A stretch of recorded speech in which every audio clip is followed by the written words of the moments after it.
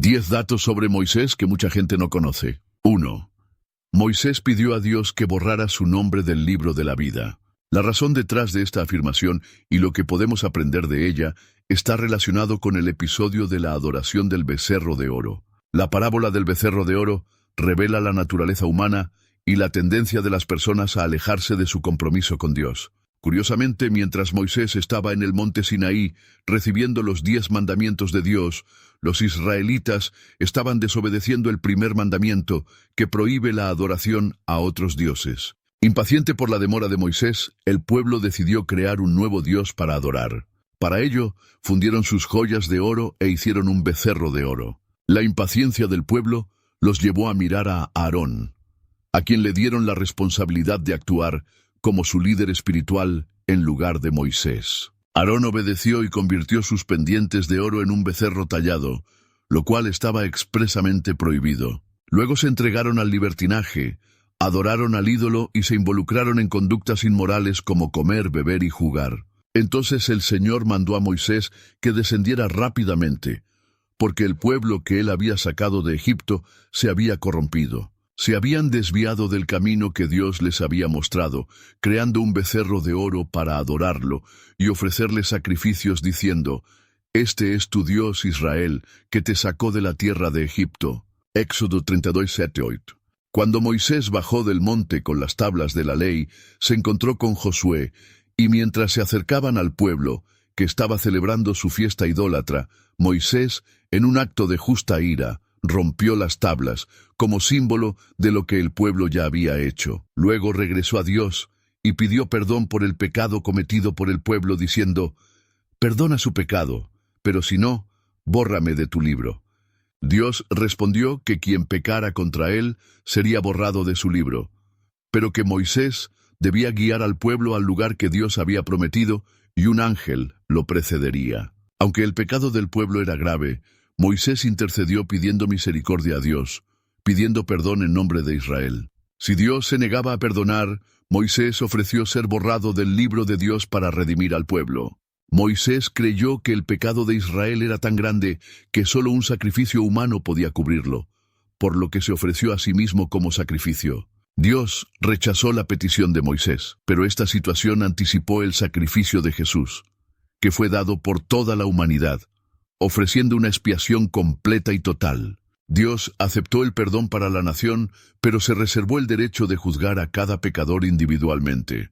La promesa de Dios de permanecer fiel a Israel y continuar con ellos fue reafirmada con la seguridad de que su ángel los guiaría. 2. Moisés y el ídolo de Nehustán. En los libros de los reyes se menciona una imagen de una serpiente enroscada alrededor de un poste, llamada Nehustán. Este episodio está relatado en el libro de Números.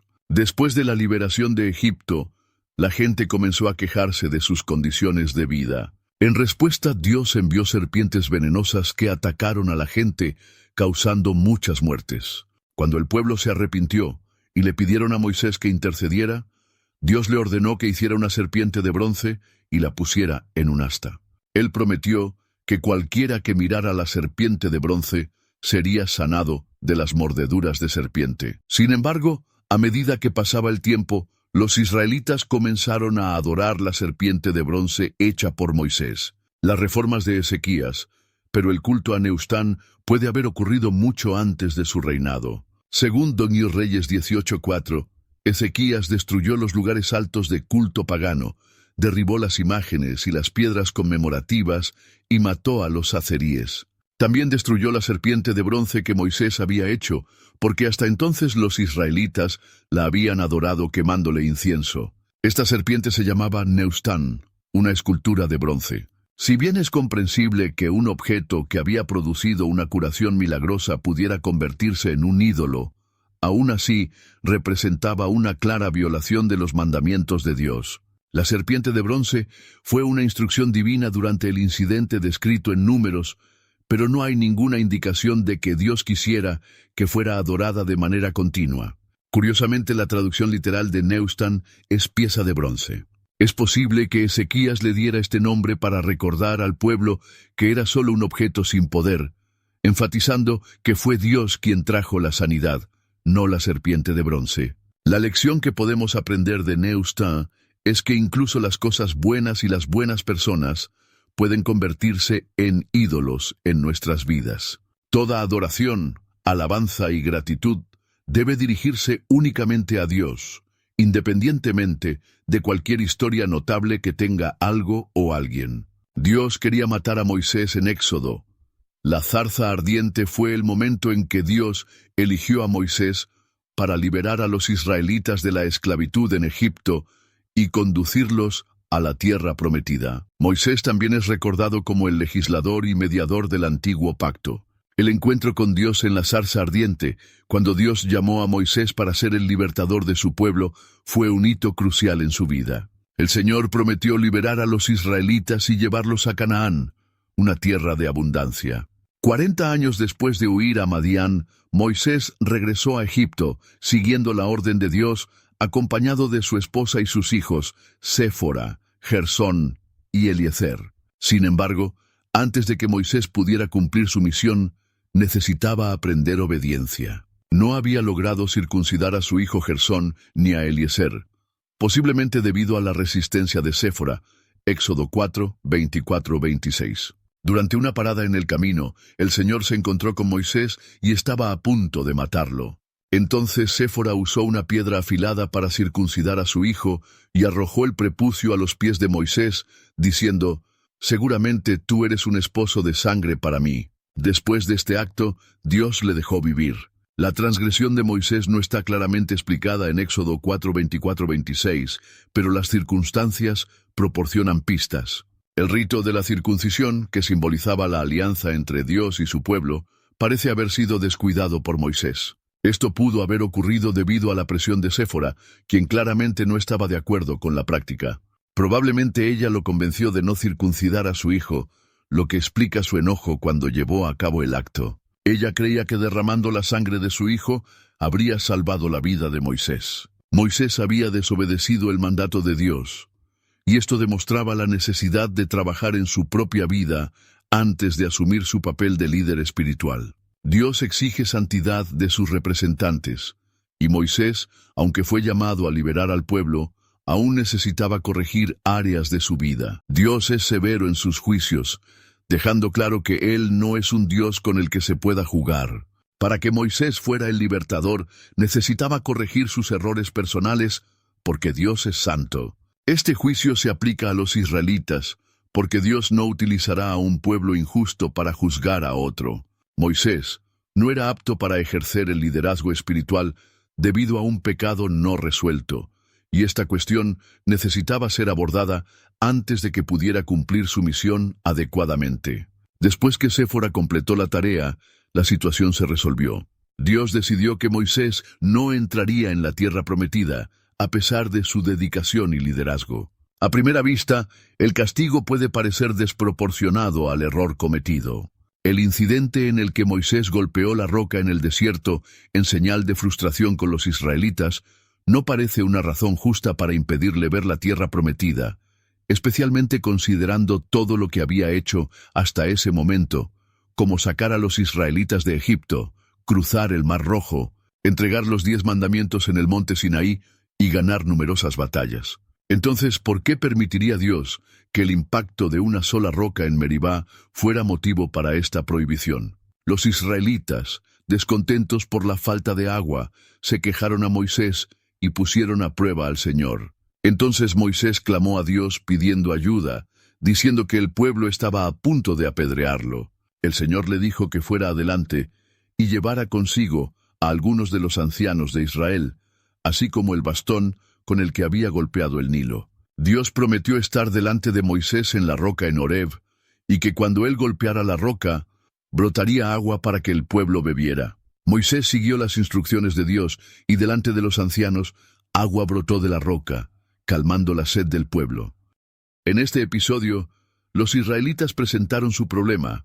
Moisés se acercó a Dios, quien le dio instrucciones específicas y cuando las siguió, agua brotó de la roca. Sin embargo, la segunda vez que el pueblo se quejó por la falta de agua, en Meribá, Moisés se frustró y desobedeció a Dios. En Números 20, cuando los israelitas llegaron al desierto de Sin, cerca de Cades, se quejaron una vez más de que no tenían agua. Allí murió María, y fue sepultada, y el pueblo se rebeló contra Moisés y Aarón, diciendo que preferirían morir con sus hermanos antes que ser llevados a ese desierto sin agua. Entonces Moisés y Aarón se retiraron de la asamblea y se postraron a orar a la entrada del tabernáculo. Fue entonces cuando apareció la gloria del Señor, y Dios le ordenó a Moisés que tomara la vara, y con Aarón reuniera al pueblo y le hablara a la roca que estaba frente a ellos para que saliera agua de ella. Entonces Moisés tomó el bastón y siguió el mandato del Señor, reuniendo al pueblo delante de la roca. Sin embargo, en lugar de hablar a la roca, como Dios había ordenado, Moisés, enojado, golpeó la roca 2 veces con su vara. El agua fluyó, calmando la sed de la congregación y del ganado. Pero el Señor reprendió a Moisés y a Aarón, diciendo que debido a que no creyeron en su palabra, ni lo santificaron delante del pueblo, no guiarían a la congregación a la tierra prometida. Este incidente llegó a ser conocido como las aguas de Meriba, donde el pueblo contendió con el Señor, y él se rebeló como santo entre ellos. Dios se había cansado de la constante rebelión del pueblo, y Moisés, ante esta situación, también se sintió frustrado. Aunque parece que Dios castigó severamente a Moisés, es necesario entender que el primer golpe a la roca prefiguró a Cristo, como lo afirma 1 Corintios 10, 1-5, que habla de los israelitas siendo bautizados en Moisés y siguiendo la nube, pasando por el mar y siendo sostenidos por Dios. Todos los israelitas pasaron bajo la nube y a través del mar, y comieron el mismo alimento espiritual, y bebieron la misma bebida espiritual, porque bebían de una roca espiritual que los acompañaba, y esta roca era Cristo. Pero Dios no estaba contento con la mayoría de ellos, y fueron dispersados en el desierto. Moisés siguió las instrucciones de Dios de golpear la roca en Éxodo 17, pero desobedeció las instrucciones de Dios al golpear la roca, en lugar de hablarle en Números 20. El incidente registrado en Números 20 fue el segundo golpe de Moisés a la roca, el primero en Éxodo 17. Como resultado, aprendemos que Moisés fue castigado por golpear la roca 2 veces, en lugar de solo una, como Dios había ordenado. En 1 Corintios, entendemos que la roca en el desierto representaba al Hijo de Dios, Jesucristo. En Éxodo 17, el Señor le ordenó a Moisés que golpeara la roca para crear una imagen de Cristo como nuestro Redentor. Cristo es nuestra roca y piedra angular, quien fue golpeado por nosotros, haciendo brotar aguas vivas, como lo mencionan los Salmos e Isaías. Además, el libro de Hebreos declara que Cristo murió una vez y que no hay necesidad de más sacrificios por los pecados. Así, en Éxodo 17, Dios quiso que Moisés golpeara la roca solo una vez, simbolizando el sacrificio único de Jesús que trajo la salvación. Más tarde, en Números 20, Dios le ordenó a Moisés que hablara a la roca para que la imagen de Cristo como la roca fuera preservada. Cuando Moisés decidió golpear la roca por segunda vez, distorsionó la imagen original, haciendo que la gente pensara erróneamente que Cristo tendría que ser sacrificado repetidamente para traer la salvación. Por eso, Dios castigó a Moisés, para corregir este error y asegurar que entendamos correctamente la imagen de la roca. Como resultado de esta desobediencia, a Moisés se le impidió entrar a la tierra prometida, lo que demostró que la salvación no podía lograrse por las obras de la ley, representada por Moisés, sino únicamente por la obra de Jesús, representado por Josué, cuyo nombre es Yeshua o Jesús. Cuando Dios le ordenó a Moisés que hablara a la roca para obtener agua, él reaccionó con ira en lugar de actuar con calma y respeto. Por lo tanto, se le prohibió entrar en la tierra prometida. La historia de los magos del faraón se cuenta en Éxodo 7, cuando Moisés y Aarón se enfrentaron al faraón en Egipto y exigieron la liberación del pueblo de Dios de la esclavitud. Para validar su mensaje, Moisés y Aarón realizaron milagros. Moisés destacó por su autoridad y los milagros que realizó, siendo incomparable en este sentido hasta ese momento, pues se dice que ningún otro profeta igualó a Moisés en Israel. Incluso con los milagros que realizó, Moisés enfrentó la oposición de los magos del faraón. Dios instruyó a Moisés y a Aarón para que mostraran una señal de autoridad al faraón en su primer encuentro, arrojando la vara de Aarón al suelo. Cuando esto sucedió, la vara se convirtió en una serpiente. Entonces el faraón llamó a sus magos, quienes también lograron convertir sus bastones en serpientes. Sin embargo, la serpiente de Aarón devoró las serpientes de los magos, lo que debería haber sido visto como una señal amenazante para la corte del faraón. Entonces el faraón convocó a sus magos, expertos en magia y adivinación, así como a hechiceros expertos en las artes de la brujería. Estos magos, sacerdotes y adivinos de Egipto realizaron la misma hazaña con sus artes secretas y encantamientos, arrojando al suelo sus varas, que se transformaron en serpientes. Pero la vara de Aarón devoró las varas de ellos. A pesar de esta señal, el corazón del faraón se endureció y no los escuchó, como el Señor había dicho. Los magos lograron reproducir las plagas que habían traído Moisés y Aarón, comenzando por la plaga de sangre, cuando convirtieron el agua en sangre, tal como lo había hecho Moisés con el río Nilo. El Señor le ordenó a Moisés que Aarón extendiera su vara sobre las aguas de Egipto, ríos, arroyos, estanques y otros cuerpos de agua, para que se convirtieran en sangre. Moisés y Aarón obedecieron, y cuando se levantó la vara, el agua del Nilo se convirtió en sangre ante la vista del faraón y de sus siervos. Los peces murieron y el agua del Nilo dejó de ser apta para el consumo, provocando que el río emitiera un olor muy desagradable. A pesar de esto, los magos egipcios usaron sus artes secretas para lograr la misma hazaña, y nuevamente el corazón del faraón se endureció, no escuchando al Señor. Esta conducta de los magos es una gran locura, porque las plagas eran maldiciones enviadas por Dios. En lugar de intentar revertir la maldición, optaron por replicarla, multiplicando los problemas del pueblo egipcio. No les preocupaba aliviar el sufrimiento, sino que, de una manera retorcida, solo trataban de demostrar poder. En la segunda plaga, las ranas se apoderaron de Egipto y los magos empeoraron la situación al conjurar aún más ranas. Sin embargo, después de este acontecimiento, la autoridad de los magos quedó limitada, pues ya no pudieron reproducir las plagas, y finalmente admitieron que estaban presenciando el poder de Dios en las señales realizadas por Moisés. Los magos confesaron a Faraón que aquello era el dedo sobrenatural de Dios, pero el corazón de Faraón todavía estaba endurecido y no los escuchó, como el Señor había dicho. Satanás había dado a los magos del Faraón el poder de replicar algunas de las señales realizadas por Moisés y Aarón.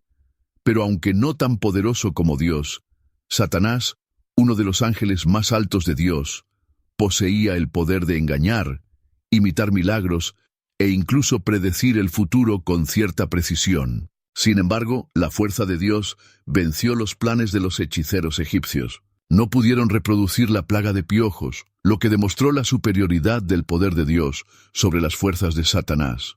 La capacidad de realizar milagros puede utilizarse para demostrar lo sobrenatural, pero no para afirmar la verdad de algo. Estos magos eran hombres eruditos e inteligentes, pero Pablo señaló que no poseían la sabiduría que viene de Dios. Muchos se maravillan de cualquier poder espiritual real, sin considerar que este poder puede tener un origen maligno, más bien que divino. Incluso si un nuevo poder parece tener las respuestas que buscamos, no debemos dejarnos seducir por él, porque las fuerzas demoníacas pueden disfrazarse de ángeles de luz. La fuerza de Dios siempre es suficiente para superar las limitaciones de Satanás, y su autoridad prevalecerá, incluso en los últimos días.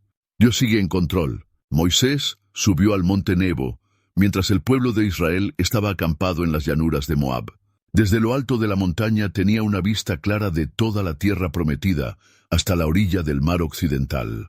El Señor le mostró toda la tierra de Galaad hasta Dan, toda la región de Neftalí, la tierra de Efraín y de Manasés, y toda la tierra de Judá hasta el mar Mediterráneo, incluyendo el Negev y el valle de Jericó, hasta Zoar. Moisés se destaca por su dedicación a Dios durante toda su vida, esperando siempre en Dios su guía, como un siervo espera a su amo. Se esforzó por seguir el modelo dado por Dios en el Monte Santo. Moisés no descuidó su deber. Su respeto por el nombre del Señor era profundo, su lealtad a la causa de Dios era firme y su fe en la palabra del Señor era inquebrantable. A pesar de ser siervo de Dios, Moisés enfrentó la muerte, como es el destino de todos los hombres. Solo 2 personas en la historia pudieron dejar este mundo y entrar a la gloria sin experimentar la muerte, pero Moisés no fue una de esas personas. Al final de su vida, Dios le dio una visión de la tierra que había dejado cuando salió de Egipto. Moisés subió al monte Nebo, que se elevaba desde las llanuras de Moab hasta la cima del Pisga, y vio una visión de Canaán delante de él. Al igual que Moisés, todos también experimentaremos un momento de encuentro con nuestros antepasados, y es nuestra esperanza que, cuando lleguemos allí, podamos ascender con la misma disposición que Moisés.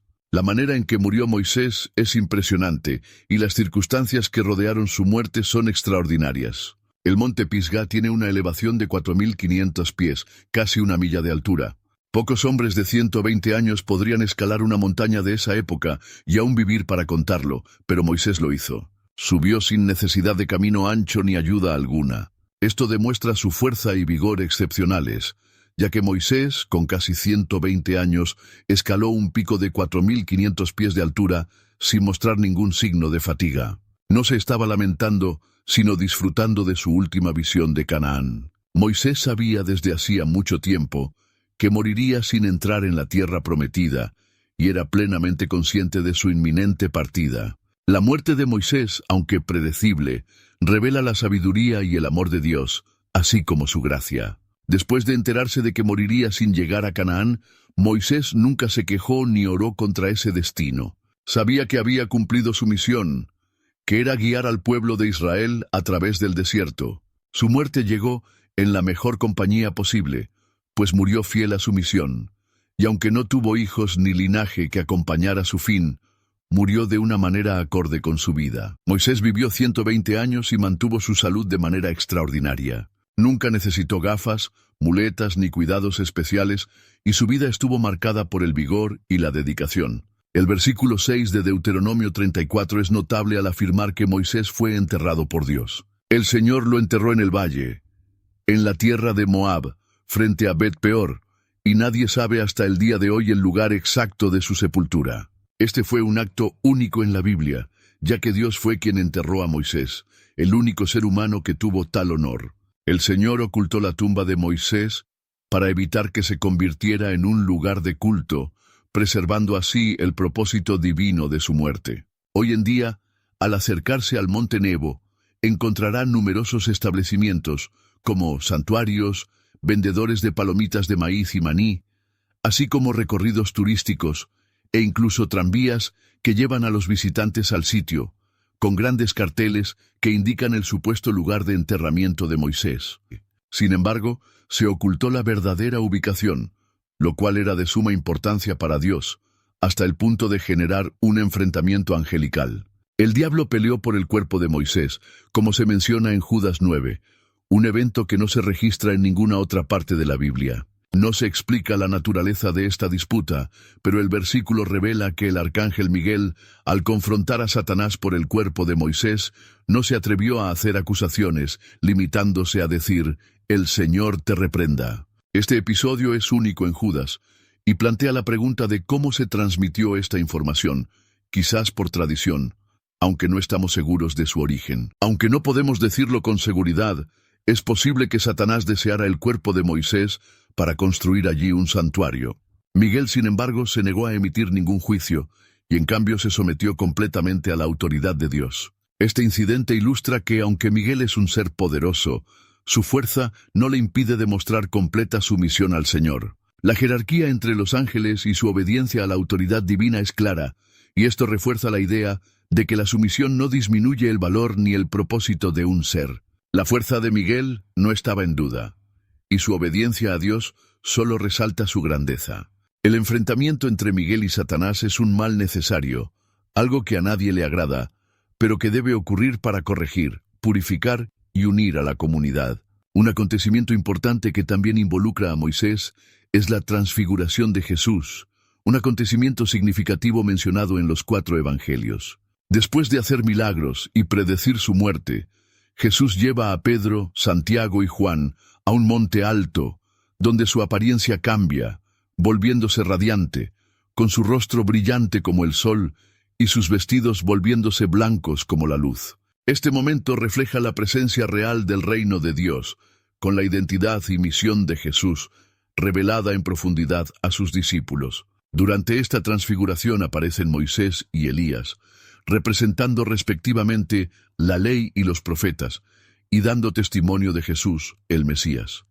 Moisés es considerado uno de los líderes judíos más importantes, pero Jesús es considerado aún más grande, por ser quien cumple la ley. Elías, a su vez, conecta la profecía de la época de Samuel con los profetas que le siguieron, siendo visto como el precursor del Mesías. En Malaquías 4:4-6 se mencionan tanto la entrega de la ley por Moisés como el envío de Elías antes del día del Señor, lo que refuerza la conexión entre estos dos grandes personajes del Antiguo Testamento y la venida de Jesús. La presencia de Moisés y Elías en la montaña con Jesús simboliza su majestad y la superioridad de Jesús como Hijo de Dios, que los trasciende. En el Antiguo Testamento, la nube de la presencia de Dios se apareció a Moisés en el monte Sinaí y llenó el tabernáculo. Ella también guió a los israelitas a través del desierto y llenó el templo de Salomón con la gloria del Señor. Jesús, al cumplir tanto la ley como los profetas,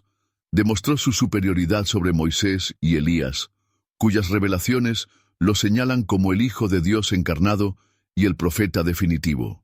Por eso los discípulos deben escucharlo para comprender su misión mesiánica.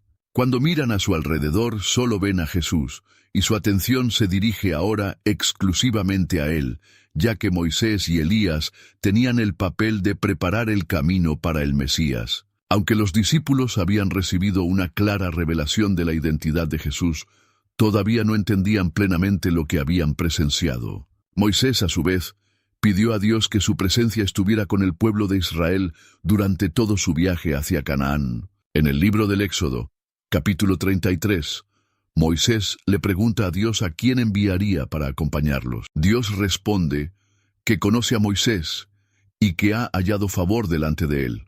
Moisés entonces le pide a Dios que le muestre sus caminos, para que pueda conocerlo aún más y continuar hallando favor ante él. También enfatiza que la distinción de Israel de los demás pueblos de la tierra vendría del hecho de que la presencia de Dios estaría con ellos. Moisés y Dios hablaron con franqueza como amigos, en un diálogo directo. Aunque Dios había prometido enviar un ángel para guiar a los israelitas, Moisés no se contentó con eso, deseando la presencia directa de Dios, no solo la de un ángel. Moisés también le pidió a Dios que le enseñara sus caminos, y Dios le concedió su petición. En Éxodo capítulo 34, versículos 5 al 7, Dios revela su nombre y naturaleza a Moisés, proclamando que Él es misericordioso, compasivo, lento para la ira, grande en bondad y verdad, capaz de perdonar pecados, pero también justo, que visita la iniquidad de los padres sobre los hijos hasta la 3ª y 4ª generación. Moisés había experimentado milagros extraordinarios, como la zarza ardiente, la derrota del faraón y la apertura del mar, la provisión de agua de la roca y el maná del cielo. Incluso después de presenciar estas hazañas, anhelaba algo más profundo, una relación personal con Dios. Para Moisés, conocer a Dios era más valioso que todas las bendiciones y maravillas que había experimentado. En el Evangelio de Juan, capítulo 17, versículo 3, se explica que la vida eterna consiste en conocer al único Dios verdadero y a Jesucristo, a quien Él envió. Dios respondió a la petición de Moisés, diciendo que su presencia estaría con él, resaltando el hecho de que Moisés halló favor ante Dios. Sin embargo, Moisés no estaba satisfecho con esta relación. Quería saber más acerca de Dios. A pesar de haber presenciado tantos milagros, anhelaba una relación más profunda. Moisés expresó este deseo diciendo, «Por favor, enséñame tus caminos para que pueda conocerte». Era como un hombre hambriento de una comida completa, no satisfecho con pequeños bocados, sino deseando profundizar en el conocimiento de Dios. Moisés entendió el deseo de buscar intensamente a Dios.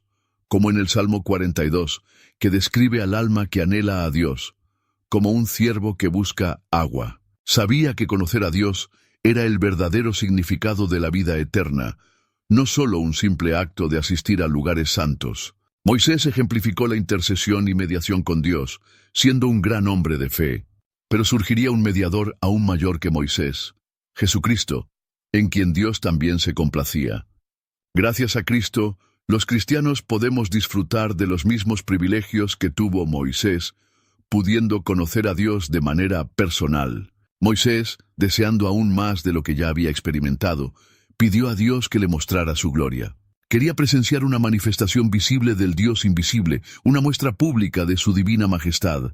Moisés hizo esta petición especial: ahora muéstrame tu gloria. El deseo de Moisés era ir más allá de lo que ya sabía y ver más claramente la gloriosa presencia de Dios en su vida. Esta petición refleja el profundo anhelo de querer más de Dios, no contentándonos solo con momentos de adoración, sino buscando una revelación más íntima de su gloria. La respuesta de Dios estuvo marcada por su misericordia y compasión. Prometió mostrarle a Moisés su bondad y gloria, pero explicó que no podía revelar todo su ser, porque la visión directa de su rostro causaría la muerte. Dios describió la manera en que su gloria sería mostrada a Moisés, refiriéndose a su manifestación a través de su mano, su espalda y su rostro.